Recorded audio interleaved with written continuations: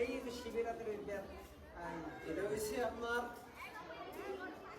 শিবের ঈদ বলে আপনাকে যে শিবের কি বলে শিবের তোলা বলে। যেমন এর ভিতরে আপনার শিব যে রক্ষা করছে তার অস্ত্রশস্ত্র সব আছে, যে অস্ত্রগুলো থেকে কয়েক হাজার বছর শত বছর আগে এই যে ইগুলো অনেক অস্ত্র আছে ওখানে, আরো নিচে অনেক আছে, কয়েকটা পদের আছে।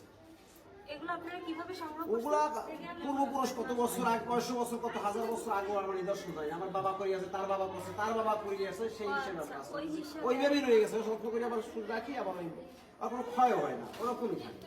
মাম্মা তোমরা দাও দিয়ে তারা